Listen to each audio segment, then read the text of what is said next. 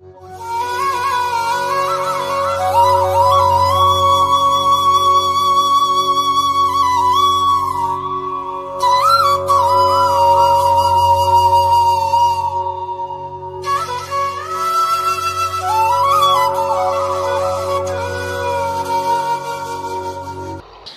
योगी जन हैं, आपके पास असंख्य शक्तियां हैं जो कि आप स्वयं उन्हें जागरूक कर सकते हैं और उनको इस्तेमाल कर सकते हैं। लेकिन जब हम कहते हैं कि हम माँ तुमको समर्पित होते हैं, माने क्या समर्पण किया? मुझे तो कुछ भी नहीं चाहिए। किस चीज़ को आप समर्पित कर रहे हैं? सोचिए कौन सी बात है जिससे आप मेरे और समर्पित कर रहे हैं? आप समर्पित कर रहे हैं यही जो बनाए हुए बेड़े हैं आपके, यही जो घरौंदे जिसमें आप बैठे हुए हैं, यही जो अपने अपने जिसे कहते हैं जेल बनाए हुए हैं, जिस जेल के अंदर आप बड़े व्यवस्थित रूप से सोच रहे हैं कि आप परमात्मा के साम्राज्य में, इसको ही त्यागना है। और वो त्यागने के लिए बहुत ही आसान तरीका ये है कि आप सबसे पहले ध्यान धारणा में निर्विचारिता में जाएं। जब आपके मन में विचार आता है तो उस विचार ही के माध्यम से आपके ये पिछले किए हुए, कहना चाहिए, घरौंदे आपको घेर लेते हैं। जितनी देर आप निर्विचारिता में बैठ सकेंगे उतना ही आपका वृक्ष बढ़ेगा। निर्विचारिता में ही आत्मिक वृक्ष बढ़ता है और कोई ऐसा वातावरण नहीं जिसमें ये इसकी वृद्धि हो सकती। कोई कहेगा कि हमने खूब बैठ के माँ के भजन गाए, उससे कोई कितना भी भजन गाए, कोई कितने भी मंत्र कहे, चाहे कुछ कह ले, उस मंत्रों से या उस भजन से अगर आपके अंदर निर्विचारिता स्थापित नहीं होती तो आप चूक गए उस बात को। बहुत से लोग हैं, हमने देखा, अभी एक देखा हमने, हरे रामा होरे रामा होरे रामा, पागल के जैसे सारी दुनिया दौड़ रही। अभी कहाँ जा रहे हैं? एक मनोरंजन करते हुए सारे दौड़े जा रहे हैं, हरे रामा। उससे क्या मिलेगा? उससे किसी को कुछ मिला? किसी में कोई परिवर्तन आया? कोई उनमें अच्छाई आई? सिर्फ आपने बजाय इसके कि आप इस तरह के कपड़े पहने के कुछ और कपड़े पहन लिए और रास्ते में आप दौड़ते घूम रहे चिल्लाते हुए हरे रामा हरे कृष्णा। आपके अंदर कृष्ण की कोई चेतना आई है? कृष्ण की चेतना है कि आप साक्षी स्वरूप हो जाते, क्या आप साक्षी स्वरूप हो गए? फिर इस तरह की बाह्य चीज़ों में उलझ जाने से भी मनुष्य कभी कभी अपनी ऊर्ध्वगामी गति को बदल करके अधोगामी पर आ सकता है। जैसे एक छोटी सी चीज़ मैंने आपसे बताई, मनोरंजन सहयोग में मना नहीं है, लेकिन मनोरंजन ऐसा होना चाहिए कि जिससे आप में निर्विचारिता स्थापित हो। लेक्चर ऐसा होना चाहिए जिससे आप में निर्विचारिता स्थापित हो। मंत्र ऐसे कहना चाहिए जिससे आपके अंदर निर्विचारिता स्थापित हो। ध्यान ऐसा होना चाहिए जिससे आपके अंदर निर्विचारिता आनी चाहिए। कोई सा भी कार्य करते वक्त अगर आप निर्विचार हो जाएं तो सारी परमात्मा की शक्तियाँ आपके अंदर से कार्यान्वित होंगी। तो सबसे पहली बात है कि निर्विचारिता में उतरना चाहिए।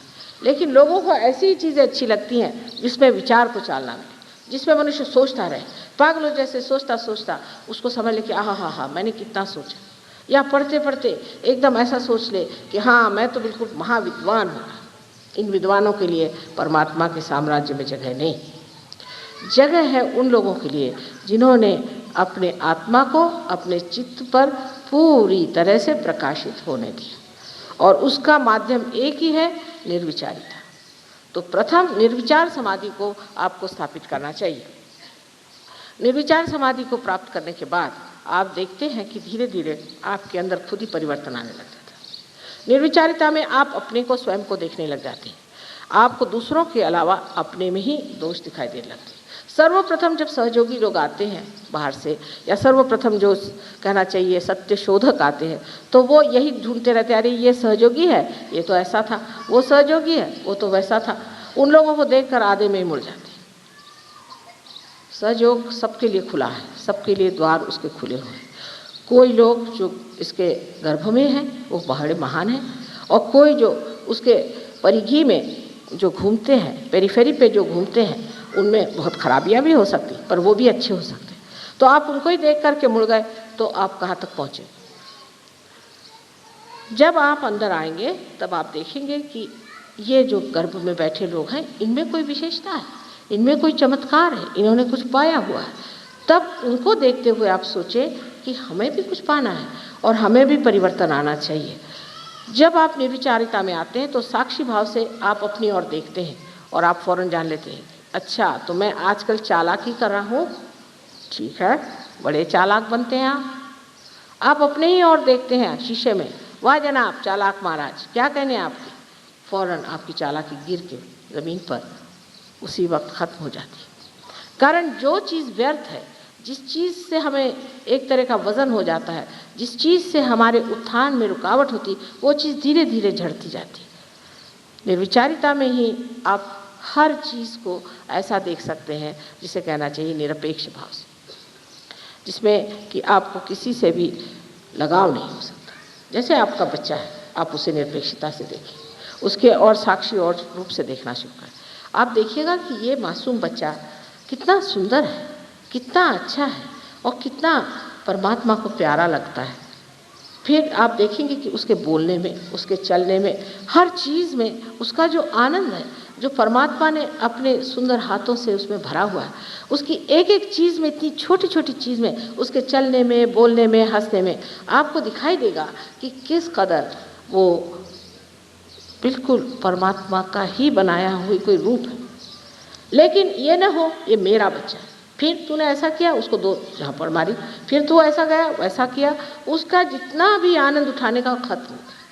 निर्विचारिता में आप बैठने से बच्चा भी आपको समझ सकता है और बच्चा ये सोचेगा कि देखिए ये तो मुझे देख रहे हैं और मैं भी इनको देख रहा हूँ, और धीरे धीरे निर्विचारिता की शक्ति जो है उसमें प्रकट हो करके उसको भी आत्म साक्षात्कार हो सकता है। तो तटस्थता जिसे कहते हैं कि तटस्थ होकर के निर्विचारिता में आप दूसरों की ओर नज़र करें। सहयोग में जब आप प्रवेश करते हैं तो सर्वप्रथम तटस्थ होना चाहिए। जैसे कि एक साइंटिस्ट जब किसी कॉलेज में जाता है शुरू में, तो वो तटस्थ होकर जाता है कि देखें आगे है क्या। लेकिन अगर शुरू ही से आप बहुत अक्लमंद हैं तो आपके आगे सहयोग कहता अच्छा माफ़ करिए, आप जाइए अपने अकल को लेकर। अब जो इन लोगों ने कहा कि आपको बुद्धि से परे उठना चाहिए, सो कहना बात ठीक है, बुद्धि से परे उठना चाहिए, पर कैसे? बुद्धि का असर सारा अपने आज्ञा चक्र पे आता है और आज्ञा चक्र पे आया हुआ असर निकालने के लिए भी इलाज निर्विचारिता है। बुद्ध ने तो सिर्फ कहा था कि आप अपनी आत्मा ही को प्राप्त करो, बाकी सब बात छोड़ो, भगवान की बात छोड़ो, कोई बातें मत करो, निरीश्वरवाद की बात करी, उन्होंने कहा छोड़ दीजिए। सिर्फ परमात्मा को पाने की बात करने से अच्छा है सिर्फ अपने आत्मानुभव को ही आप प्राप्त करो, बस और कोई बात नहीं करना। वजह ये थी कि और लंबी चौड़ी बात करने में ऐसे लोग मुझको भी पूछते हैं कि माँ हम भगवान कब होंगे? भाई हो जाओगे, हो जाएंगे ना? हाँ हो जाओगे। कब? उसकी कोई तारीख लिख के तो दी नहीं मुझे कि कब हो गए। अगर आप ये समझे कि सिर्फ आप आत्मा मात्र हो जाइए तो आप पहली सीढ़ी पर आ सकते हैं। हमें सिर्फ आत्मा मात्र होना है, माने का सिर्फ आत्मा ही पे रहना। पहले आत्मा तो हो जाइए, फिर आगे की हम लोग बात करेंगे। लेकिन जबकि आप बहुत ज़्यादा पढ़े लिखे हैं तो और भी आप सोचते हैं कि हम एकदम से ही बड़े भारी कोई शंकराचार्य हो जाए, तो हो नहीं सकते।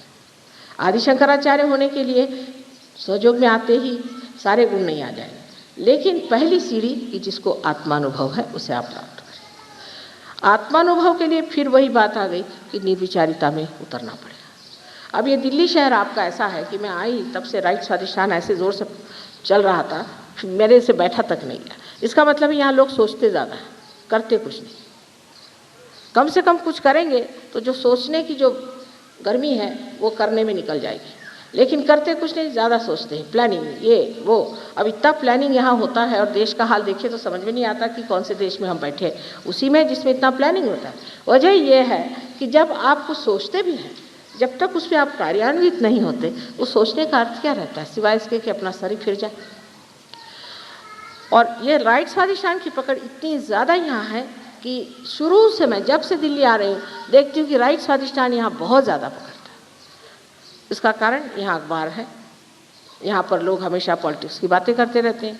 यहाँ अभी कोई पॉलिटिक्स पद पे थे, कुछ उतर गए तो वो और ज़्यादा बोलते हैं, उनको कुछ और मिल गए, फिर इधर से वो हो गए, कुछ होते ही रहता है। यहाँ पे ऐसी कोई लोग सिंहासन पे बैठे हैं, कोई सिंहासन से नीचे बैठे हैं, कोई सिंहासन पे चढ़ रहे हैं, कोई सिंहासन से उतरे हुए आपस में इधर उधर दोस्ती कर रहे हैं। एक का दूसरे से झगड़ा होगा तो वो तीसरे से जाके मेल मुलाकात कर रहे हैं। ये सब बेवकूफ़ी का काम वो लोग कर रहे हैं, बिल्कुल महा बेवकूफ़ी, समय बर्बाद कर रहे हैं। कोई किसी को याद नहीं करने वाला, इससे कोई आनंद की चीज़ तो पाई नहीं, कोई विशेष चीज़ तो पाई नहीं। लेकिन वो घोड़े दौड़ाने की आदत जिसको हो जाती है वो छूटती नहीं, फिर वो एक तरह का घरौंदा हो गया। सो उसके लिए भी यही सोचना चाहिए कि जब ये सब व्यर्थ चीज़ है, सब इसमें कोई समय बर्बाद करना है तो एक कोने पे खड़े होकर देखें कि पागलों जैसे ये क्या अपने समय को बर्बाद कर रहे हैं। अगर आपने ये समझ लिया तो सोच लीजिए कि आप में अब धीरे धीरे साक्षी भाव शुरू हो रहा है। साक्षी भाव में मनुष्य किसी भी उलझनों में फंसता नहीं, कोई भी उलझन आती है उसकी और देखता मात्र है। शुरू में ज़रूर लगता है कि मैं वहीं खड़ा हूँ। जैसे आज मैं डॉक्टर साहब को समझा रही थी कि अगर आप किसी भीड़ से गुजर करके किसी पहाड़ी पर पहुँच जाए और उस पहाड़ी पर से आप भीड़ की ओर देखें तो कहीं अगर ज़ोर से ब्रेक लगा कुछ लगा तो आपको लगता है कि आप ही वहाँ, तो आप ज़रा दचक जाए। लेकिन जब आप जान जाएंगे अरे मैं तो पहाड़ी पे बैठा हूँ, मुझे तो देखना मात्र है, तब आप नहीं दचके। ये स्थिति आने के लिए इसे ही निर्विकल्प स्थिति कहते हैं। इस स्थिति में मनुष्य जो है वो कुछ भी देखता है, जानता है, तो भी वो विक्षुब्ध नहीं होता, शांत देखते रहता है। अब लोग कहेंगे ऐसी शांति में क्या अर्थ है? अगर ऐसे आदमी शांत हो जाए तो फिर लड़ाई कोई न करे, कुछ न कहे तो विरोध कैसे हो? ऐसे मनुष्य की शांति परमाणु के आपके बम से भी बढ़ के तेजस्वी होती है और बड़ी कार्य करती है। इसके कार्य की आपको महिमा मैं क्या बताऊं कि एक ऐसा शांत पुरुष किसी भी ऐसे स्थान में चला जाए जहाँ गड़बड़ी हो रही, एकदम से वहाँ बदल आ जाएगा।